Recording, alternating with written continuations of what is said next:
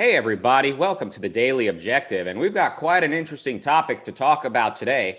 As you know, Wednesday is hump day, so not exactly a political topic today, but we are probably going to blend with it as things tend to go, because we're talking about the pickup artist movement. And we have somebody with us here who is quite knowledgeable about it.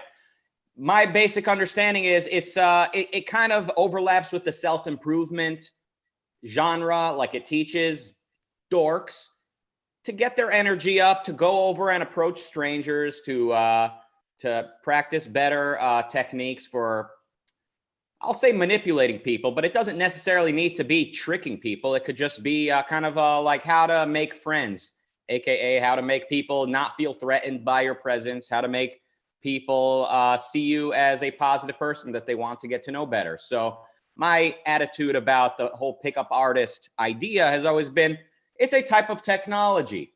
There you go, type of technology. And like all technologies, it can be used for war, or it can be used for progress. It can be used for crime, or it can be used for, positive pursuit of values. So my view of the whole pickup artist movement or something is, it's kind of like, I see it personally as like the Roman Empire. You know, there was a lot wrong with that whole culture. There was horrible cruelty and sadism taking place in ancient Rome. But they were also kind of discovering, they were kind of developing civilization from scratch. And there's a lot of positivity that can be abstracted from it. That's kind of the way I look at it. If you're looking to surround yourself with some good people in life, then there's a lot you could probably learn from the pickup artist. That's what I'm bringing with me into this discussion. And now let's introduce a guy who, I doubt this guy ever needed a pickup lesson. This guy right here, he's got the Greek swagger that when he heard me say positive things about the Romans, he said, whoa, whoa, whoa, whoa, whoa, whoa. Anything good about the Romans came from us. I know that's what he was thinking. I'm a bit of a mind reader myself, which is why I never needed to learn the art of the pickup either. Please welcome Nikos Sotirakopoulos. Thank you, Rucka. So I've heard many things about PUA. I've never heard that it's this Roman Empire thing, but that's a good parable. Okay, so first of all, why should we care? Why should someone care? So first of all, the whole discussion about the pickup community is going to lead us to some, let's say, deeper questions, such as, is sex a value in itself? So does it make sense to say, I'm missing sex from my life, so I want to learn how to get sexual experiences or whatever. But that's going to come a bit later. So why is this a topic that we should talk about? First of all, it's a really booming industry. And it's an industry it's an industry of millions, of hundreds of millions of dollars. And this says something. So the first question is, why is it that so many men are actually looking for this? And let me clarify something from the beginning. I'm not going to focus on the controversies around the pickup artist community. So I'm not going to deny that many in these communities are creepy. I'm not going to deny that it can be really annoying someone, specifically in the day, what they call day game. You know, you're in a shopping center, someone is, hey. Okay, so we let's take this out of the way. Whatever you say about that, okay, I agree. I want to go to the the deeper questions on that. So another interesting thing with the pickup community is that it's, in a way, it's the birthplace of the manosphere. So we might also want to see why so many figures. So there are two trajectories from people who start from the pickup community.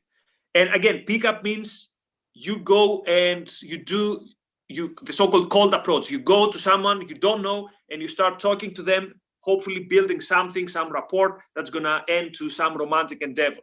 So there are two trajectories. The one trajectory has been towards the self-help. So we see people like David D'Angelo, we see people like the Real Social Dynamic Group, that after making millions on the seduction, let's say, side, now they have gone completely to self-development. So that's a good question. Could it mean that learning how to pursue romance is also, as you said, a tool in terms of your social life? But also the other trajectory is to weird paths related to the alt-right or to traditionalism. So, for example, one of the most well-known of pickup artists, Rus V, has completely given up on all that. His forum had some rules that says we don't talk about promiscuity, oral sex, and this kind of stuff. So these things are of the devil. And we have someone else who was very prominent in the pickup community, someone called Royce, whose traces have been completely deleted from the internet. He's been purged from his platforms, that he went also to the white nationalist / race realism route. So that's another question, why we see this with more than one parts. So let's start with this then. Let's start with this question. So is there a value in pursuing women, not in pursuing that particular woman? So not saying I like that woman, so I want something to get going there.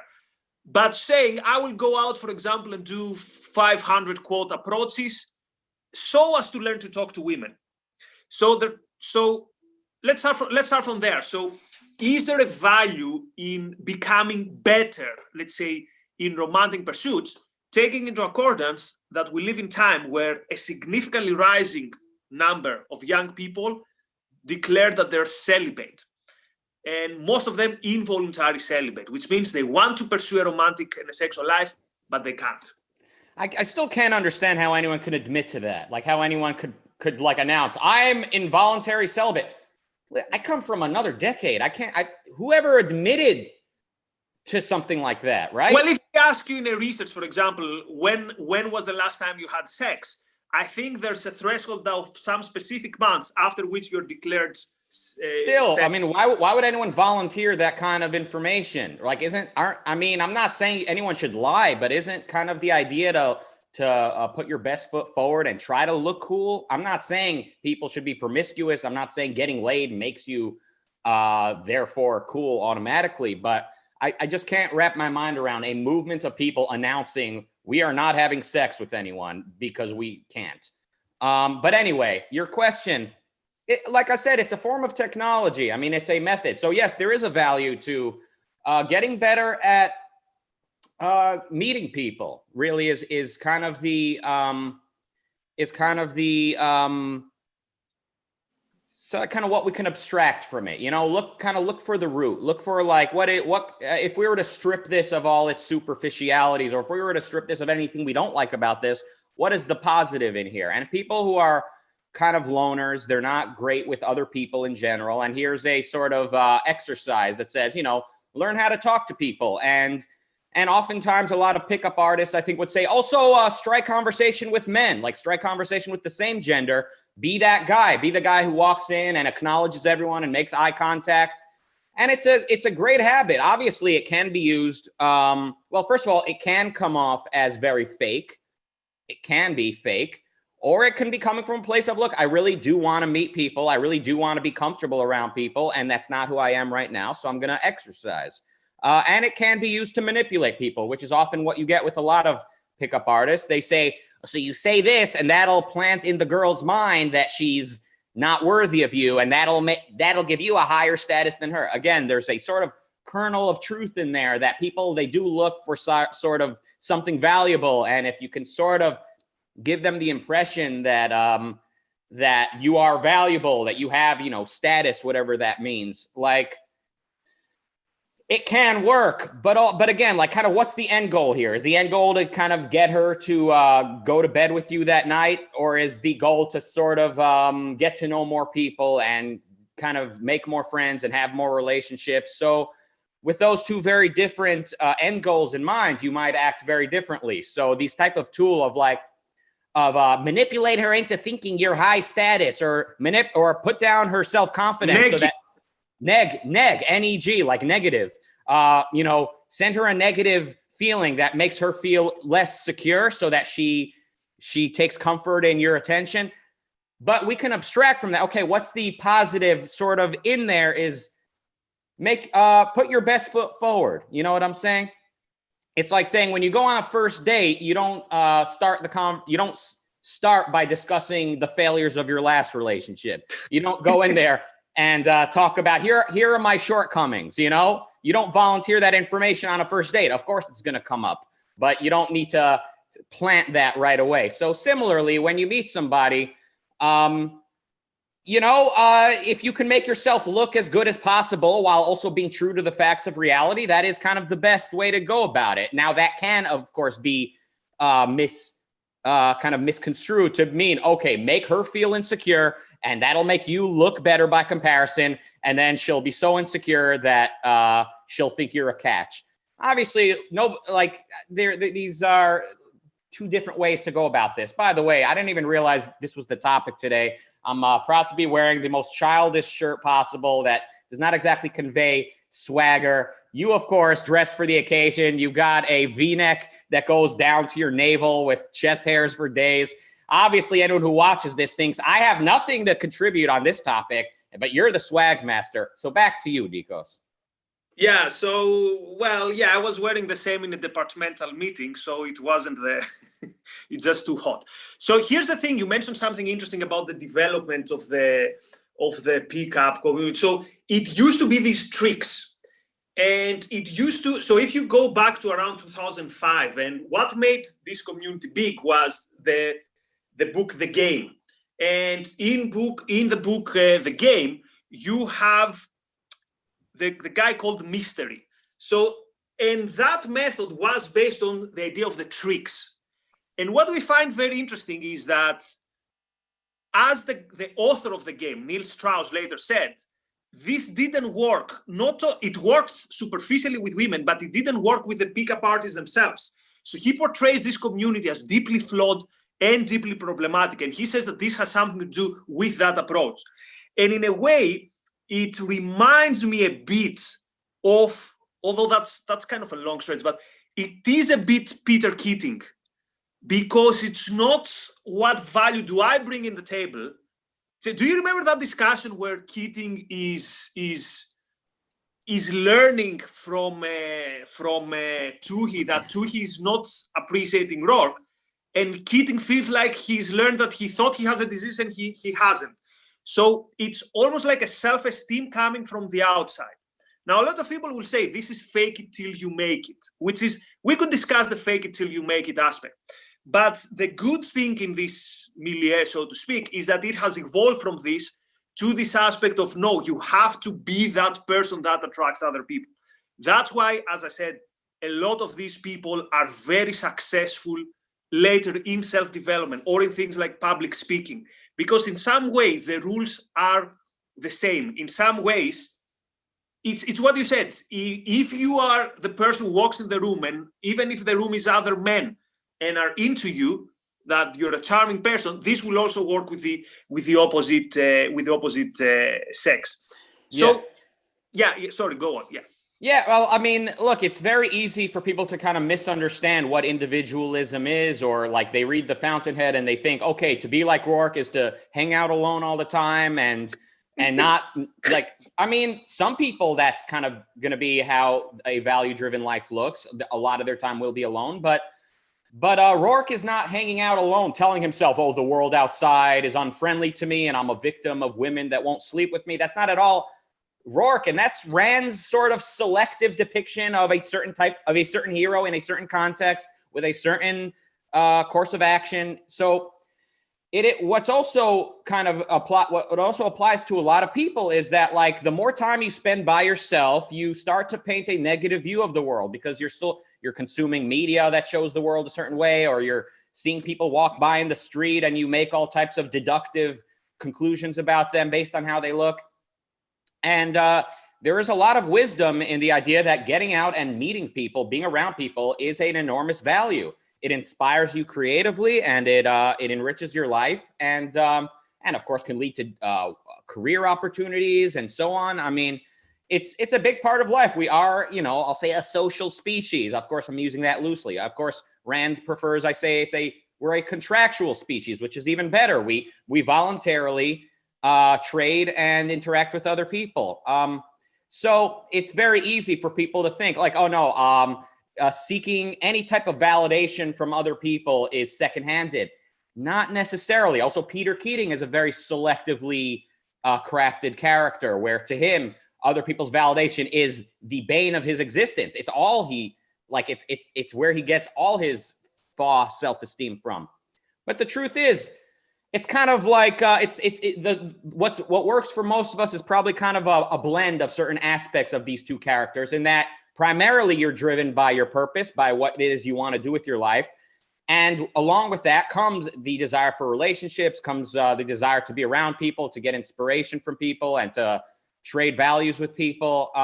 So lest anybody think that seeking validation is necessarily second-handed, being visible to people is an enormous value. Ayn Rand herself, Howard Rourke, any sort of Randian hero still seeks visibility from certain people. So be careful out there, guys. These ideas, philosophy is heavy equipment and potentially dangerous if handled improperly. Just like the art of the pickup, it's heavy equipment. If you used properly, you can use these types of exercises to bring people into your life, or it can turn into a recipe for disaster. I keep interrupting you with these long tangents, but like you said, some of the premises behind the pickup movement turned into MGTOW, turned into people turning to traditionalism and to the alt-right. They see women as the enemy. They see a game of kill or be killed, or sleep with them and use them before they use us for our money. I mean, be careful with premises. Check your premises. Yeah, check your premises indeed. And here's a big misunderstanding, by the way, that a lot of people have about people who resort to the seduction community. And by the way, some of the biggest players, business players in the seduction community, one specifically is a woman. So it's not even that it's only men teaching men. So here's what most of these people are saying. By the way, here's a sale pitch. My upcoming book on tribalism, there's a whole section, or there's a whole chapter on the manosphere and a section on the PUA community. Anyway, so most of these people are going to tell you, most of our clients are not the guy who wants to have to sleep with 100 women. It's mostly two categories. The one is the person who has zero social skills and is horrified to even talk to someone. And the second category is the romantic who says, I want my girlfriend back. I want my ex back, which has been the unsolvable riddle throughout the centuries, how to win your ex back. We could have a whole episode in the future. But anyway. It would be a short episode, honestly. You just say they break up with you. You say, I think this is the wrong decision, but I understand, and you're welcome to contact me in the future. You stay as calm as possible because they're bracing themselves for drama. You say goodbye, and then you make no contact. You don't check their social media, and you move on with your life. That is the highest probability of getting your ex back. And there it is. We solved the problem if anyone is willing to accept it. But that sounds like a great clientele for the pickup artist movement. But I think, again, look for the positive in what they're doing. They're telling these heartbroken young men, or I guess it could work for women as well, the best way to, quote, get your ex back is to not need them anymore. It's to sort of work on yourself and move on and realize you are the prize. And anyone that doesn't see that is just, they're not your type. You're like, they're not good enough for you. I know it's careful though. Careful. Sounds like a cope, but if you live up to it, it's not. Go ahead. Careful about what? You are the prize, but you have to earn it. Right? Yeah, So, become the prize. Be the guy, be the guy. Yeah. So when you're about to be needy with a nice lady, you're about to send a bunch of texts in a row, or like, well, why didn't you text me back? Think of yourself. How would the guy behave? The vision of how you picture an attractive man. How does he behave? Is he busy with multiple opportunities and plans and stuff like that? Or does he have time to sit around and obsess with one girl? So you can use this sort of archetype as a tool as a guide to action. And again, people can say, oh, that's secondhanded, it's superficial, but it's a tool to help you get what you want out of life. And, being around other people is a great way to sort of concretize things. So you're not just swimming in an ocean of ideas and kind of inventing a universe around yourself. You're actually living around other living beings and kind of experiencing life. By the way, you mentioned the Fountainhead, and you will find in many of specifically the early forums, that Atlas Shrugged and the Fountainhead are quite often And you will find that quite often in the seduction community, Ayn Rand is thrown on the table as one of the most influential books. But let's see it a bit also from the point of view of men and women who say this is creepy. And they say that what this makes men entitled and all that stuff. Now, obviously, there are creepy and wrong assumptions, such as there was this whole controversy of that pickup artist who said become physical, and he said this was out of context. Who knows if this was out of context? But obviously, within that context, that it became a scandal. That's a really bad advice, and it's not a way to go through life. But here's the thing: there was one line that I remember while doing research for this that really stuck with me, and someone said, "Yes, learning game is creepy. The concept that I'm gonna go to a seminar and learn game is creepy." But he said there's one thing which is creepier than that, and this is not knowing the game. So the claim was that most people who is the creepy guy who gets a notification from HR, or who his inability to communicate with the other sex or gender makes him that guy. These are the people who have no idea. So in a way, these are the people that need to learn, quote, the game more than anyone else. And the question is this, Rucka, and that's my last question. Why suddenly in the year 2010 or 20, while this community became big, why is it that so many men need to learn that stuff? What happened in the 50s, the 40s, the 60s? Why is it that suddenly this is a need that men discover that, oh my God, I have no idea how to, and I might be an involuntary celibate. I don't want to use the term incel because it has this gravity on it, because it's a kind of a separate movement. We're going to discuss the incels in a separate episode. But why is it suddenly that so many men feel that I need someone, like, I need to go online to find someone to mentor me, because otherwise involuntary celibacy or a notification from HR telling me that I'm creepy is my predicament? I mean, what happened depends who you ask. I could give you a sexy answer. I could give you a firebrand objectivist and say, oh, feminism happened, like postmodernism happened, the boys were taught not to be masculine, and that's it. And that's probably kind of the best answer there is. But also society developed a very materialistic view of sex right after the hippies. And that kind of relates to postmodernism and all that. It's all ultimately related, but it would be very easy to give you the kind of very, very short, concise, express, drive-through answer, just like feminism happened. That's it. It's probably basically that, but it's like, it's a lot like the view of people. But sorry. I'll be a bit devil's advocate. Please. I'm not being politically correct here. Mm-hmm. What's the connection of the dots? Feminism happened, and most men are now celibate. Basically, okay, not men, but many.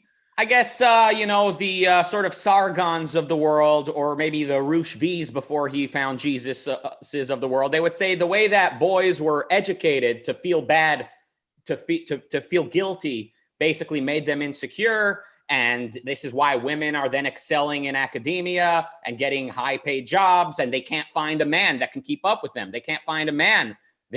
Now we've got a crisis, a bunch of women that are successful, and the boys are nerds. The boys are in their parents' basement playing Dungeons and Dragons or whatever they're doing. And they would probably say the way that boys were educated to feel guilty for being male, like they are the problem, led to a generation of guys that are insecure. And then a lot of them find solace in the pickup movement that says, what? Don't feel guilty for being a boy. Be proud. Be a Viking, get out there and smash. So there's some truth to a lot of these sort of to a lot of these sort of aspects, but like the full picture, it like includes what is the correct option, and the correct action is masculinity is to be celebrated, femininity and is to be celebrated, women pursuing careers is to be celebrated if that's what they want, but along with that comes in like true individualism, a rational approach to the universe, a political freedom, of course, again, individualism. So not being tribal at all, and no unearned guilt, but also no unearned praise. So I would say basically education is sort of where all roads lead, but it takes a lot of nuance to probably understand that in full. It's not as easy as just saying, oh, feminism, and that's the end of the answer. It's feminism plus much more.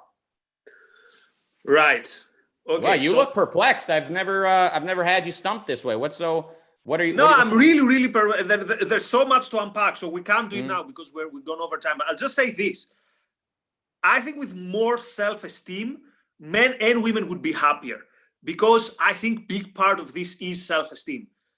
Settling for the idea that you're going to be forever involuntary celibate, or settling with, well, I found a partner, well, we don't really love each other, but whatever.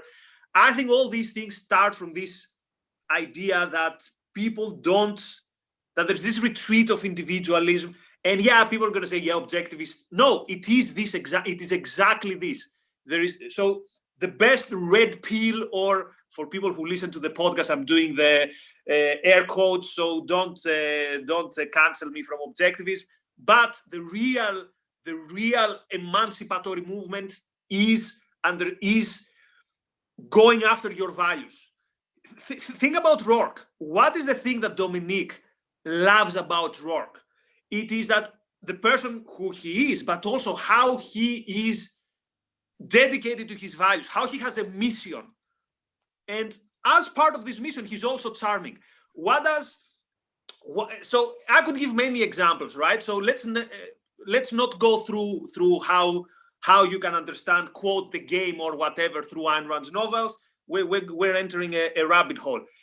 Anyway, I'm not getting anywhere with that, because this discussion is going to take us another 3 hours. Yeah, it's my favorite 20-minute show that we try to keep under 45 minutes. But I mean, I think you're correct. And I've been saying, for a while that whatever problem ails you, let's say you're a feminist and you want equality, or you feel that men, like I said, are being educated to feel guilty, whatever place you're coming from, objectivism actually kind of solves these dichotomies and offers you a positive approach, a positive code of values, and just a positive way of living. And when we say, follow your values, of course, it's very abstract unless you, the viewer, actually look at the world and say, what matters to you? What do you want? Pretend you're a kid in a toy store. What do you want? Think about it. Maybe now that you're an adult, maybe action figures is not what you want anymore. Although, as you can see by my surroundings, I never quite moved past that. But to me, what that action figure represents is imagination, the ability to create what my imagination projects. And for you at home, that could mean being a scientist. It could mean, I don't know, whatever it is you're inspired to do, being a dog catcher, whatever it is you particularly are drawn to. It should be so you can't wait to do it. So you can't wait to run out there and get better at it and get paid to do it. So that it's all about you. Live the life you want. And that includes not being a slimy MGTOW. It also includes not being a disgusting, hypocritical male feminist who virtue signals all day. You need to actually grow a pair, as they say, and be a man. So one last thing, one caveat. There was someone who commented, actually more than one people who commented last time we had a similar discussion with Gloria. They said, oh, so the geeky guy who goes after values in his computer in his basement, and he's excited about that, he's not gonna be popular to women. Now there's something there. We could discuss this at some other point, but just very shortly, let's make sure there's no mind-body dichotomy here, right? Going after values and beauty is both the physical and the mental aspect. So let's not take things out of context. And anyway, the Lord Emperor behind the scenes is probably angry because we've gone over time, but yeah.